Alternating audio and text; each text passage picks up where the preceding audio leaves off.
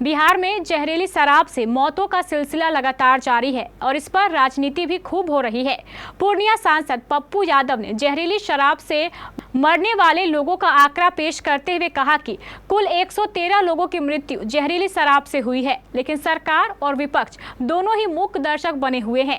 साथ ही साथ तेजस्वी यादव पर निशाना साधते हुए पप्पू यादव ने कहा कि तेजस्वी यादव जब विपक्ष में रहते हैं तब उन्हें जहरीली शराब और मौत दिखाई देती है, लेकिन जब वो सत्ता में रहते हैं तो वह मौन हो जाते हैं।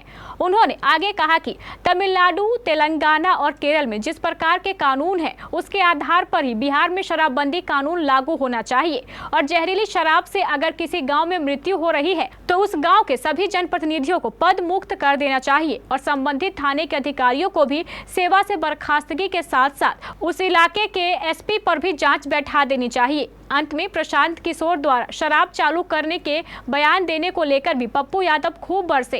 कहा कि महंगी महंगी टेंट लगाकर यात्रा करते हैं और ये लोग पैसा देकर खबर चलवाते हैं। नेता कोई हो, दल कोई हो, नेता इसमें इन्वॉल्व है या नहीं, पंचायत में शराब बन रहा है उसमें मुखिया जी को पता है या नहीं, सरपंच को पता है या नहीं, पंचायत सचिव को पता है या नहीं, थानेदार को पता है या नहीं।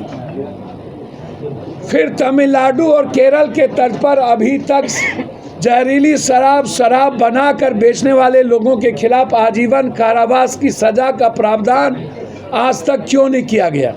जब तमिलनाडु में सजा का प्रावधान है, केरल में सजा का प्रावधान है, तो फिर जहरीली शराब में बिहार में प्रावधान क्यों नहीं? सबसे ज़्यादा हिंदुस्तान में जहरीली शराब में मरने वालों की संख्या बिहार है और वो जहरीली शराब से मरने वालों की संख्या 1000-2000 से ऊपर है निकट भविष्य में। तो ये कानून आप दोनों आदमी सत्ता में थे तब भी ला सकते थे। आज दोनों आदमी के पास बहुमत है सदन में, पक्ष और विपक्ष, तो आप ये कानून ले आइए और उस कानून में यह भी दीजिए कि जिस पंचायत में जहरीली शराब बिकेगा वहाँ के मुखिया जी और सरपंच साहब, वार्ड सदस्य और पंचायत समिति को पद से मुक्त कर दिया जाएगा, वहाँ के थानेदार को डिस्चार्ज कर दिया जाएगा और डीएसपी और एसपी पर इंक्वायरी बैठा करके उसको प्रमोशन रोक दिया जाएगा। आप एक कानून बनाइए कि आजीवन वहाँ के थानेदार फिर उसको नौकरी बर्खास्त कर दी जाएगी। आप प्रावधान लाइए। आप 20 सालों में 2-2 बार सबकी सरकार बनी, आपने कोई प्रावधान नहीं लाया। आप केरल और तमिलनाडु से नहीं सीखे, अन्य स्टेट से आपने नहीं सीखा।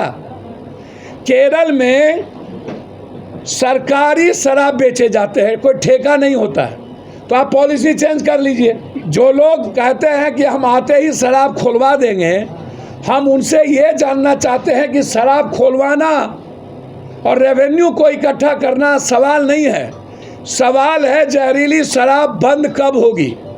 जहरीली शराब बंद करने की औकात किसी को हिम्मत और कुव्वत है या नहीं? जहरीली शराब पर मरे हुए लोगों की मदद करने की औकात और हैसियत किसी को है या नहीं? मौत पर राजनीति क्यों? 113 आदमी मरे हैं अभी तक, 113 आदमी। डीएम एसपी साहब बैठ करके जबरदस्ती दबंगई करके लाश को जला दिया, बैठ करके। 51-52 आदमी नहीं, 29 आदमी को तो हमने पैसा दिया कल रात तक, 29 अंतिम तक। वो कौन क्रांति करते हैं? कभी गया से निकले साइकिल से गिर गए, एक बार निकले तो कहीं गिर गए। झुमका गिरा ले बरेली के बाजार में, आप उनसे पूछिए कौन यात्रा करते हैं और कहाँ जाते हैं। भैया, लोकतंत्र में मजबूत विपक्ष जोड़िए तो जनता तय करेगी कि हम ही तय करेंगे? जनता जैसा खाइएगा, रोपिएगा बबूल, खाइएगा खजूर।